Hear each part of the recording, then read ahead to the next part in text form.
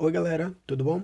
Finalizando então essa parte sobre o Império Romano, hoje vamos falar sobre a crise e o final do Império, beleza?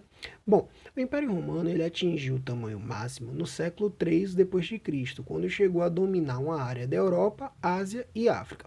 2 séculos depois, a cidade de Roma ela perdeu a capacidade de controlar o Império, que simplesmente quebrou.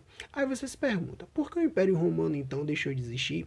Em primeiro lugar, existe um motivo ou fator externo muito forte, que era a chegada dos povos bárbaros. Os romanos, atenção, chamavam de bárbaros os diversos povos que viviam fora das fronteiras do império e que tinham apenas outros costumes, beleza? Tal como os romanos, os bárbaros eram invasores ou ocupantes pacíficos, eles destruíram grande parte da estrutura de poder tradicional romana. Os bárbaros só puderam avançar porque o Império Romano tinha enfraquecido. Portanto, é muito importante compreendermos os motivos internos para o fim do Império, porque ele se enfraqueceu. A grandiosidade do Império foi sua força e sua fraqueza. E que sentido? O vasto Império Romano era capaz de organizar grandes exércitos e reunir muitas riquezas, mas as distâncias enormes limitavam o controle de Roma sobre essas outras cidades-estado. Acabou-se então a era das guerras de conquista. Logo, os exércitos passaram a servir apenas para a defesa das fronteiras. A guerra defensiva, por outro lado, ela não criava oportunidades para você conquistar territórios e aumentar a arrecadação de impostos e também conquistar novas riquezas. O Estado romano, ele gastava muito dinheiro, pagava uma multidão de funcionários e realizava inúmeras obras públicas. Onde arrumar dinheiro então para pagar todas essas contas se o Estado não conseguia mais arrecadar? Outra questão também é o seguinte: os imperadores eles começaram a recrutar soldados germanos. Germanos eram um dos inúmeros povos bárbaros. Em geral, os soldados germanos eles tinham se tornado mais baratos do que os romanos. Lembre-se, o exército romano ele era considerado mercenário, no sentido de que você recebia para ser soldado. Mas estava então criado um problema que se tornaria fatal.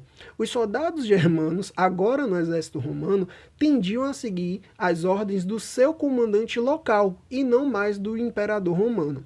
Os impostos pesados também massacravam os camponeses que possuíam apenas um pequeno lote de terra. Muitos perderam seus pedaços de terra e outras coisas mais. Os camponeses então buscaram proteção de grandes proprietários de terra que eram donos de vilas. Durante os primeiros séculos do Império, os nobres moravam nas grandes cidades. Porém, para fugir dos novos impostos cobrados nas cidades, os nobres começaram então a fazer o contrário e foram morar no campo, nas vilas. Os nobres se esforçaram para tornar as vilas autônomas, ou seja, eles abrigavam diversos artesãos e começaram a produzir quase tudo de que precisavam. Assim, aos poucos, os nobres e a população se afastavam das cidades, que diminuíram de importância. Estava acontecendo a ruralização da sociedade, ou seja, a vida no campo estava ficando mais destacada que a vida urbana. Você percebeu? Roma estava perdendo a capacidade de impor sua vontade sobre o vasto império.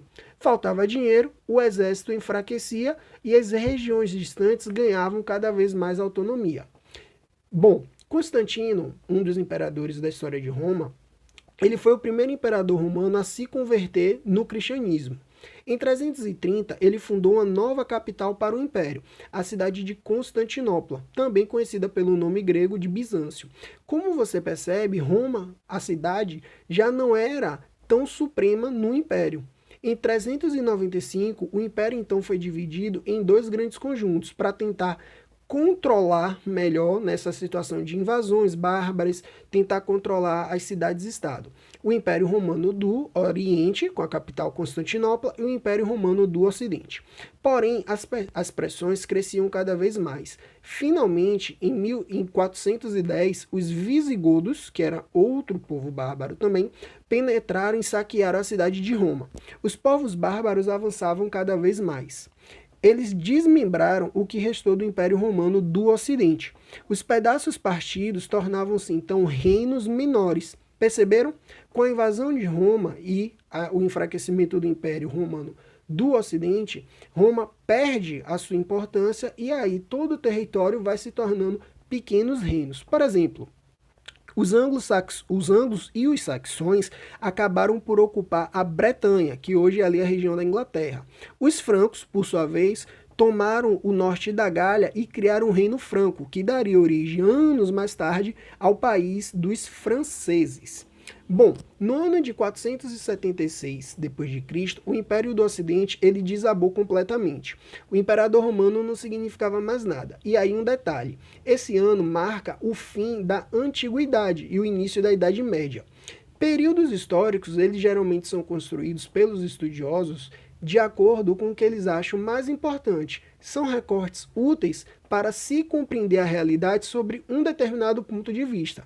É evidente, claro, que a vida das pessoas em 477 não era tão diferente assim do que tinha sido, por exemplo, em 475.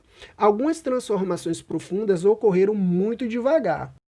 E são essas transformações que nós vamos começar a analisar e compreender a partir das próximas aulas, principalmente quando estudarmos o período então seguinte à Antiguidade, que é a Idade Média. Vocês vão observar como a influência principalmente desse contato entre os povos germanos e suas tradições culturais, aliadas com a cultura greco-romana, deram características específicas a esse período novo, no caso, esse período da Idade Média. Beleza? Até a próxima, gente. Qualquer dúvida, é só deixar nos comentários ou mandar mensagem. Valeu, gente!